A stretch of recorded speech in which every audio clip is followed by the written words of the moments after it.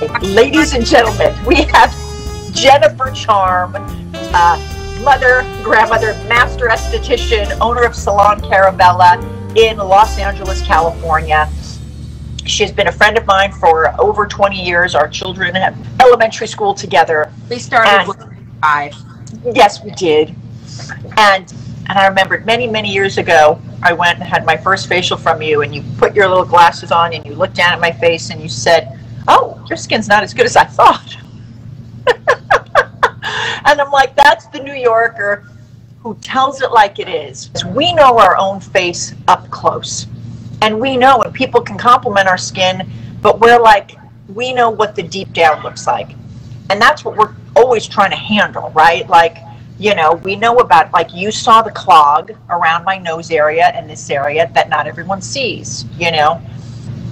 I started really hydrating because, you know, I had done that Accutane, and a personal manager made me do that. But I started, like, trying to reverse that with this, with my cream.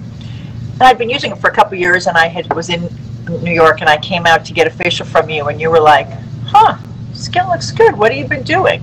"Just that cream." And I'm like, "Just that cream? Trust me, I can't afford to go to a facial living in Manhattan." You know, like the older we get, our eyes get a little less, and you got to just have someone to get in there. And I was so happy that, like, I had been doing the right things throughout the weeks so that you were able to understand this.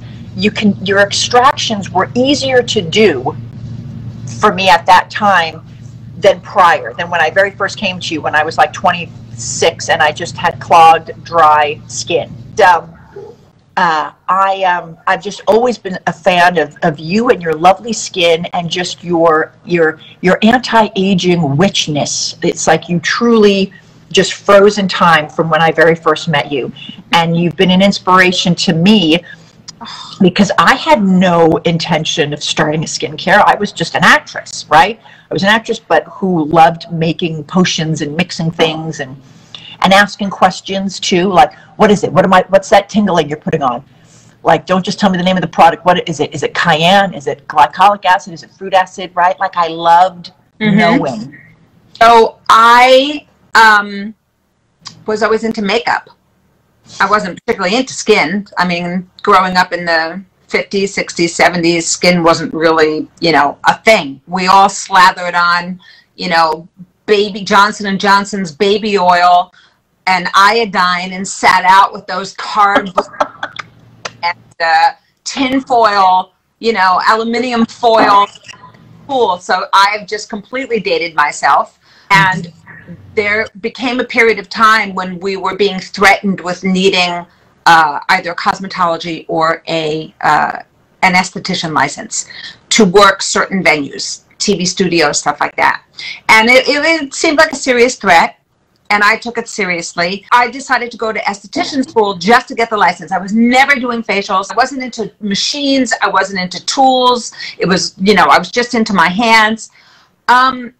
You know, but somewhere along the line, after I graduated and realized no sane person would ever allow a new licensee to touch their skin if they had half a brain cell, I started doing a lot of post-licensing training. I actually didn't do a facial probably for at least a year after I got my license. I was doing makeup, I was doing eyebrow styling. I was one of the first major eyebrow stylists in LA. Everything in skincare is chemistry.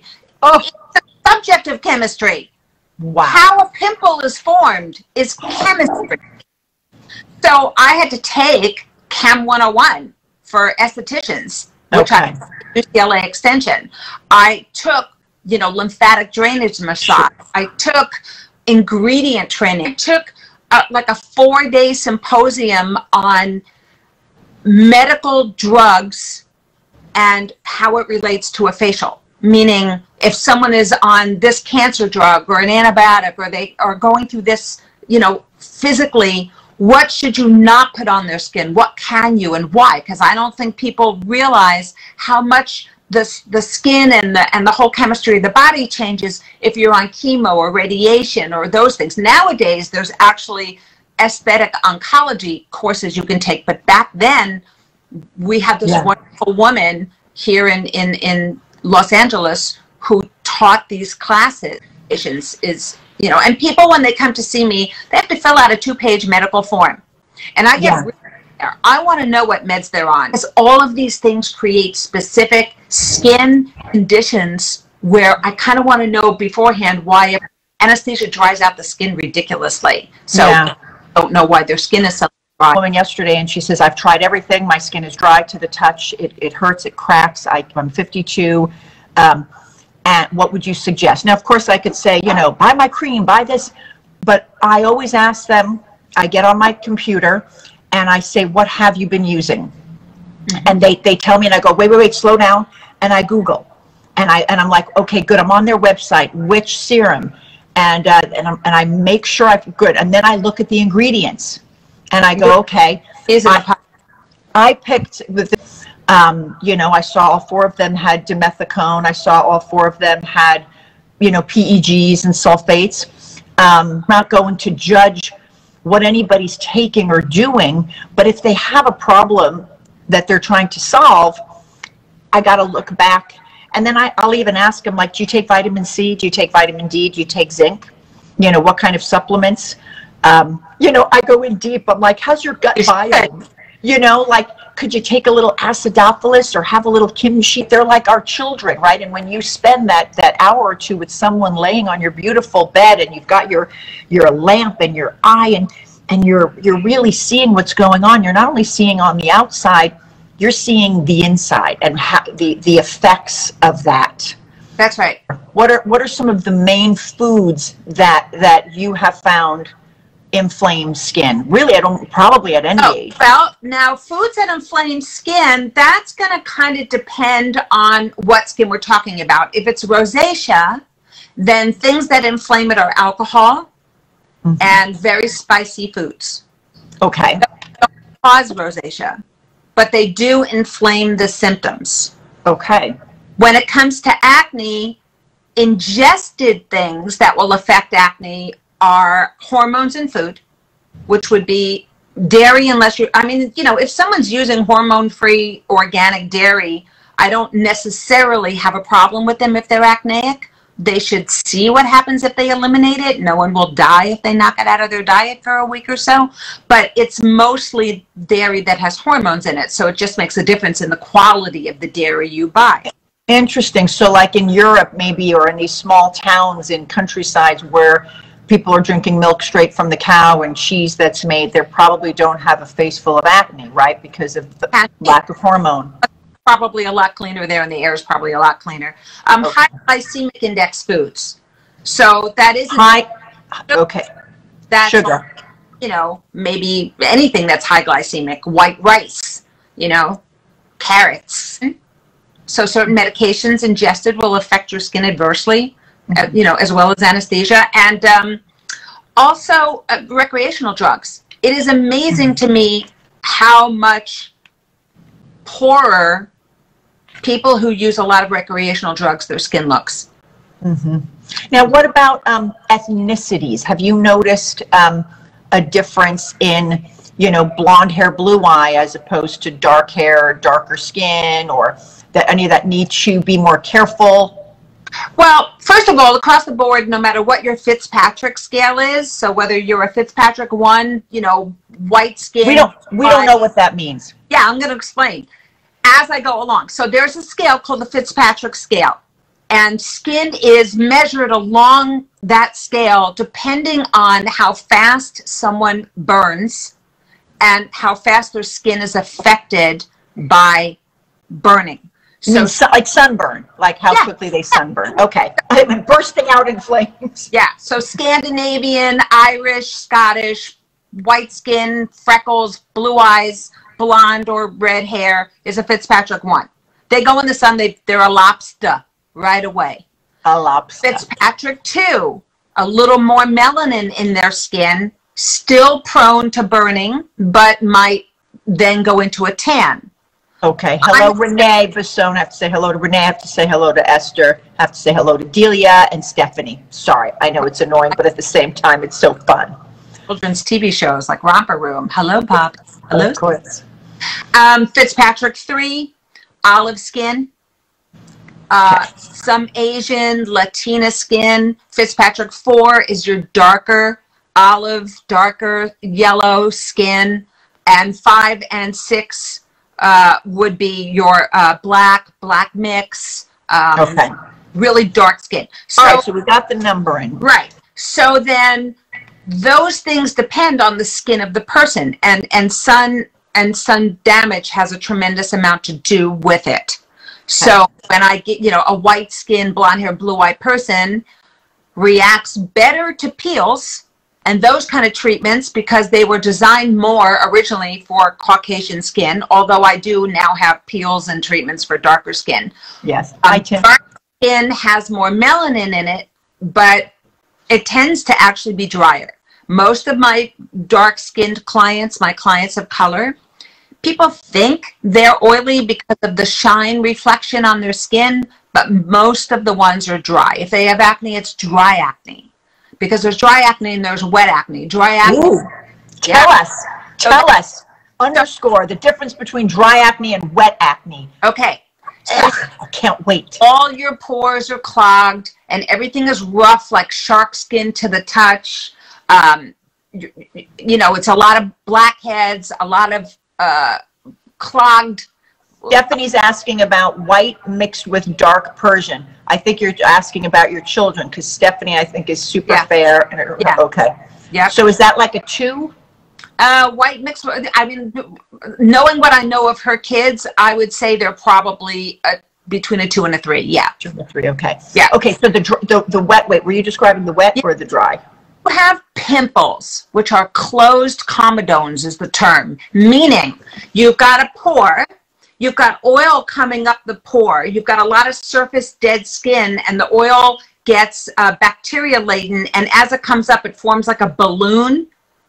So it's closed because there's actually skin over it. That's a comedone. That's your typical pimple.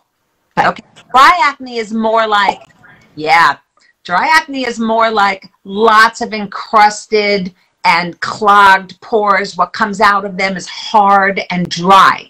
So those get treated differently. So how?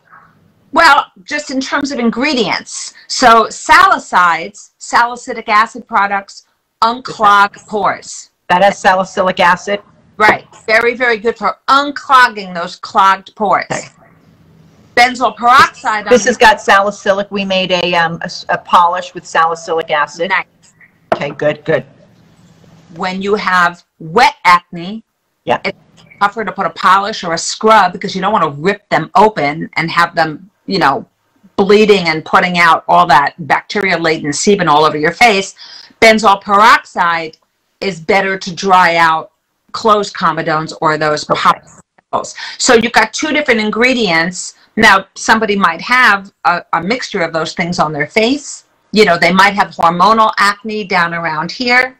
They might have clogged pores up in here and across their forehead. So you're talking about different ingredients. This is why, like when Proactive came on the market, people would start to use it and get spectacular results. Proactive was a system of benzoyl peroxide products and salicylic acid products. The problem is they need to be used in particular order and they need to be stopped when they need to be stopped. But, you know, regardless of the credentials of the founders, there was no one working one-on-one with these customers. And one for one, their skin would all start to go bad again after a number of months, which is when I would see them. And they'd be like, well, I'm on Proactive.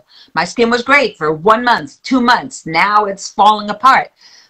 This is the advantage of having a one-on-one relationship with an esthetician who knows your skin, knows your ingredients, and can shift. It gets very lazy and it gets bored. And skin gets lazy and bored. It's true. That's right. That's right. It's true. It's kind of like why, like we started with one product and like we have like all of these now, and I'm like, you know what? Like, you want to change things up. I don't think I've ever just done one thing forever. No. You know, no. I'm in a salicylic like mood, like, and I don't know if it's because I'm in Florida now and it's more humid. And so I thought I want to create a product of what I like using because sometimes I will get, you know, if I eat a little too much pizza or sugar, it'll happen here. And I just want some, but I don't need all the goopy clogging fillers to go with it. You Right. know, I just need the super clean thing that will, and then back off, because let the body will kind of come back and restore it. I don't want to keep drying, because then it's going to start to go, wait, we're so dry, let's get some more oil. First things I will ask someone in a consultation is, you know, when was the last time you liked your skin? Okay, what did you like about it? What were you using then? Okay, what's happening with your skin now?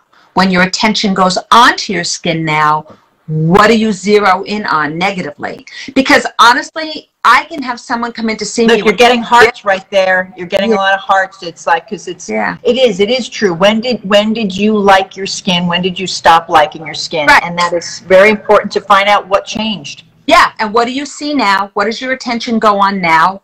What are you know, are you still using the same stuff? Because look, first of all, if a client comes to me with this growing off their face, I never say, oh, I can handle that.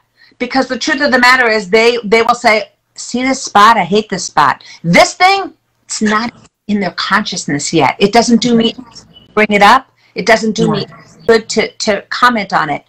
But if someone looks in the mirror every day and they see this brown spot, or they see these broken blood vessels, or they see this scarring, that's to address. After a while, with what I do and the products I give them, which includes the fabulous In Your Face line, then their consideration changes. Now they will say, oh, well, now I see this. Now I see this. So it's really more in the eye of the beholder. I'm interested in solving their problem. I'm not interested in solving my problem. I never mind getting interrupted from a story to address something someone asked about, under eye dark circles. Yeah, I hate them too. And it's definitely a bugaboo for me because I have them more under one eye than the other. So there's a lot of reasons for that. It can be genetic. There are certain ethnicities that just have that dark ring under their eyes. It's built into your genes. It's not necessarily going to go away. But a lot of times it's capillary bleed, especially if someone's a little too rough with the under eye products and the wiping. So with capillary bleed, it's very thin skin. It has no fat layer underneath to speak of, and you can actually see the blue of your capillaries through. So a lot of times what will help that is arnica. Topical arnica and oral arnica helps with those dark circles because, of course, we use arnica for bruising on the body. So that can be. Also, some people really just don't get a good 7 or 8 hours of unbroken sleep. And sleep or lack thereof is a huge point. Also, salt in your foods. It's very easy if you eat something somewhat salty in the evening to wake up with puffiness and dark circles. That's the one I have to just put a thicker concealer there. But bear in mind, if you pull your skin tight so that there's no more puffy and the dark really goes away somewhat, what you're looking at is the shadow from the puffiness under your eyes. So that would be a different kind of eye cream. That would be different ingredients. I've seen people with bags so badly they literally had to have, you know, surgical handling for them. Because we haven't sent you one of our eye gels, but it has vitamin K, vitamin C, vitamin A. It has niacinamide. It has orchid stem cell. Bam! Bam. Okay, good, sister. Good. Bam.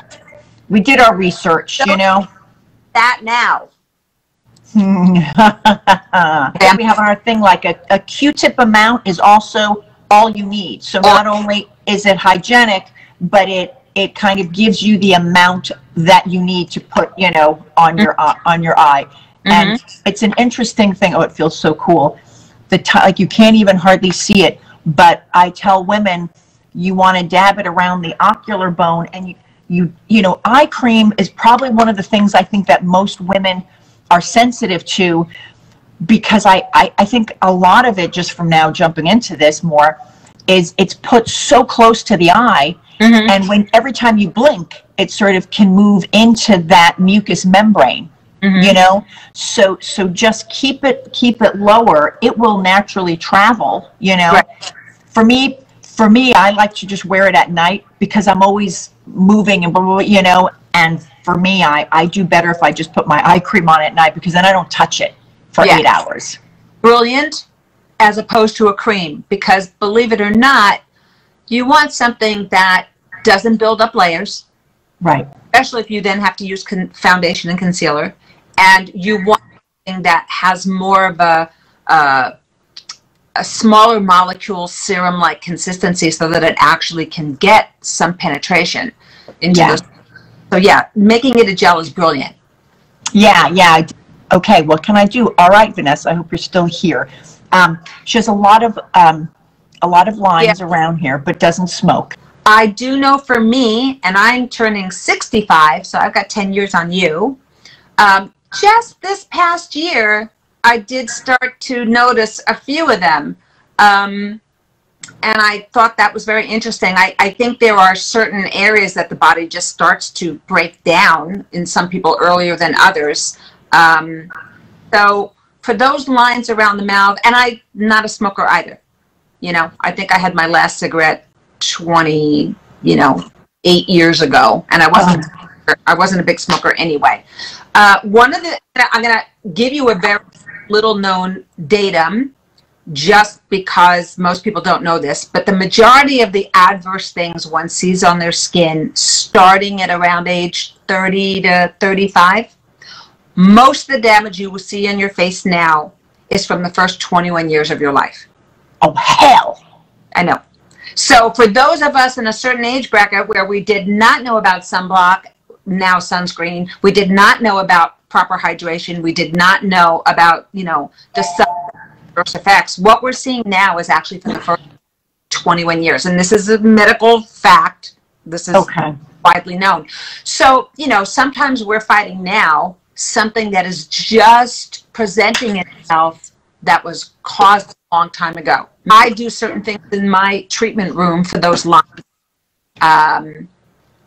Microdermabrasion, microchanneling, light peels. There are even, like Denise's wash with the enzymes, like you could kind of actually do a treatment around your mouth, and that can help. So if you were to use would a fine polish that has like AHAs or just the glycolic acid and fruit acid with maybe a very fine exfoliation, like over a period of time, would that help chew? It will help, because the more you see lines is where there is more dead skin, drier skin. More dead and drier skins. Very revolutionary, and you're not going to like me for it, but it's the God's honest truth. I don't care how much water you drink. I drink minimally half my weight in water every day. It does not hydrate your skin. Cleans out your knees, cleans out your liver, does help to hydrate the body in general, but if you really want to hydrate your skin, topically you're talking about products with hyaluronic acid, and more you're talking raw fruits and vegetables, because the nutrients that feed your body, that cellularly your skin, are the nutrients that come out from that you get from ingested food. Fresh cucumbers, lots of celery. That actually hydrates directly faster to your skin than the glass of water you drink. Right? Like it's bringing life and massaging. It's like that facial tapping. Oh, I'm a big fan of facial tapping. and only because facialists would do that, and it makes sense. It's like giving a whole body massage, but your face needs it too. Yeah. Right? Your face does well when that lymphatic drainage, I mean, you studied that. We have our gua sha tool, and gua sha tools are fantastic. Yeah, they've got it. They're sort of a jade. Does the jade give your face mystical magic? No. It might for someone, but that's not my reason for using it. I like it because it's like an extension of your hand. If you don't have one, you can use your hand. You want to make sure you have cream, you have oil. Lift. That's right.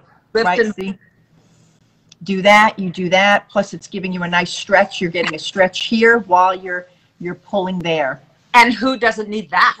Right. So we have a new product coming out, and it's our toner. And I know I've told you about our toner, and it's got cucumber and chamomile and tamarind, and aloe vera. It's aloe vera based with the tamarind and the cucumber and calendula. For people who have eczema, this will be a really nice first thing to put on to start to calm the skin down, calm the nerve endings down, and kind of sort of de-stimulate that skin. Right.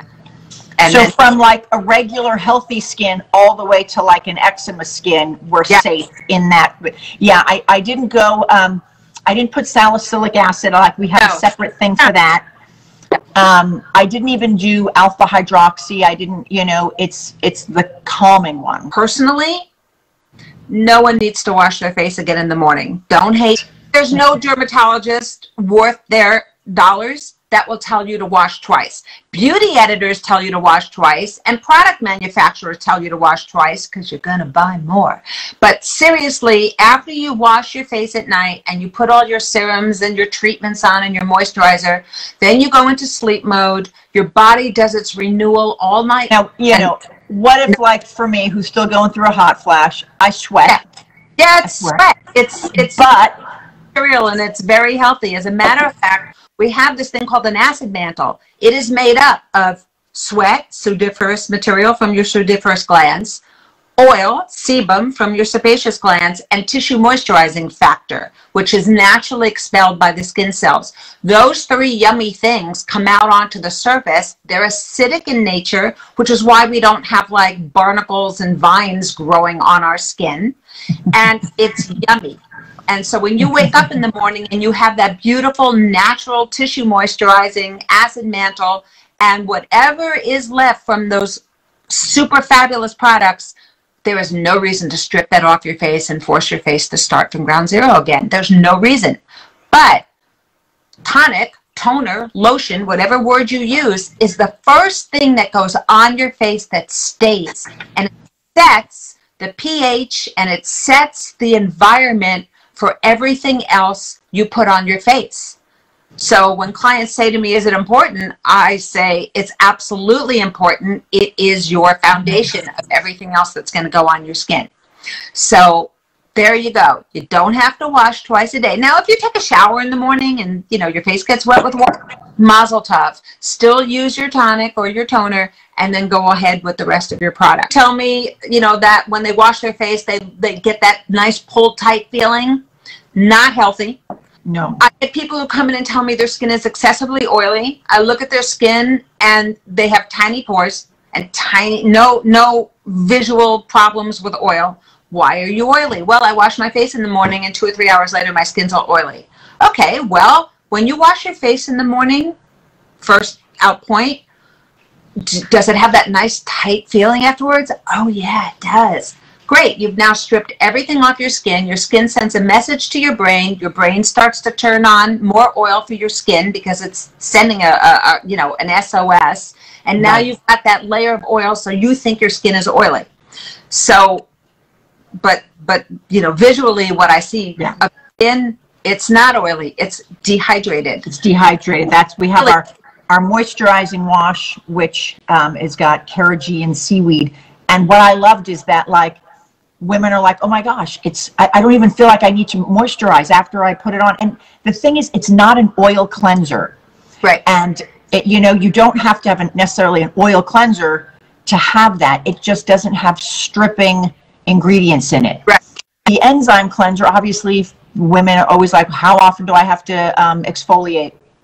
I only clean my face in the morning, never at night, maybe just a splash of water. Seems like I should change to the night. Yeah, what do you think? I think for Vanessa, yeah. Yes, you do not, look, all day long, even if you're following protocols, you're still touching your face and you're pushing your hair away and you're resting in your chin and you are touching dollars and keys and doorknobs, and seriously, you need to clean all of that off your face before you go to sleep for the night. It ages you like nothing else. So yes, please, no matter what you do, even if it's wipes, get all that stuff off your face before you.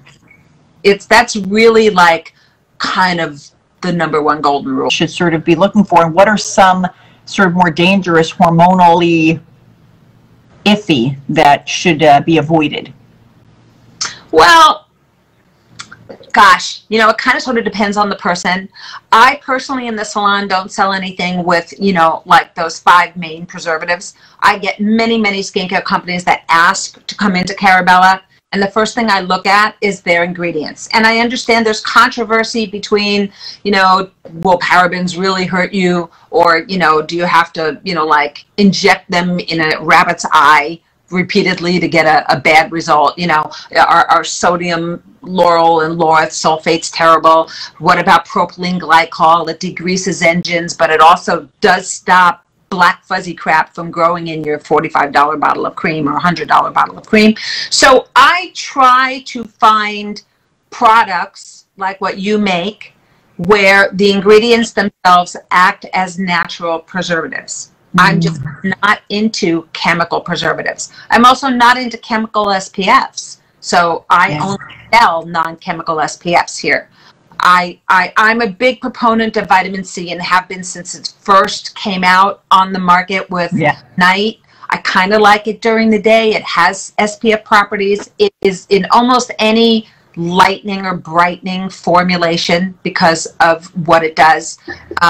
It has to be the correct form of C. It has to be, well, there's certain like chemistry words, like an L-ascorbic better than ascorbic. That makes it calorie correct, which means your body takes it in correctly and better. So I like vitamin C.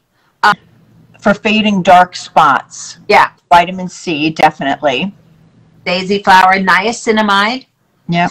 Phenomenal for that. One of the best. Licorice root, sources of azelaic acid. Shiitake mushroom. Yep, yep. Lactic acid, you know, which comes from milk. Post-inflammatory hyperpigmentation, PIH. That is the scarring you get left behind from acne. So mandelic acid was actually originally created. Now, mandelic acid from cranberries is what we use for urinary tract infections. Mandelic acid from bitter almonds is what is used on the skin, and that's a phenomenal ingredient. And even though it's an acid, you can't feel it on your face. Making our blueberry mask, which has got blue phytonutrients, very important. Yeah, it's got, oh man, it's got avocado oil, shea butter, it's got glycolic acid, it's got actual organic blueberry juice, blueberries crushed. Phenomenal. And I'll take some of our bamboo polish scrub, which has got a little bit of the salicylic acid too, and I make a little paste, and I just sort of, I'll just kind of scrub that on. It'll make a little tingle. I'll put it for about 2 minutes before I get in the shower, and then just shower it off. Perfect. You know, it's like a little. Oh, what else would be that mixture? What? Back of hand treatments for women that are starting to develop brown spots on the back of their hands. That's a great back of hand because it's girl, right there. Look at that. I've got a constellation happening right there. Yeah. Yeah. Oh my gosh. Oh my gosh. Why wait? I sunblock on my hands every time I get in the car. So luckily for me, I don't have any brown spots, but that would be great because that skin also on the back of the hands is very thin. Wow. Look, that's getting a lot of love. Right.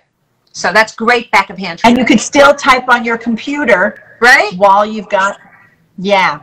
And actually, so great. After hand saran wrapper, put your glue. All right, everyone, this has been so super duper fun. I'm so glad that that anyone who came showed up with open ears and heart and got to learn something to just help keep ourselves healthier inside and outside. Yeah, and you know what? Anyone can reach me if they have other skin questions. They can reach me on Insta at Jennifer Charm, and they can email me at saloncarabella.com, and I will give you a consultation and make sure that you... And spell Carabella. It's Salon Carabella, C-A-R-A. B-E-L-L-A. Again, I'm honored for your time.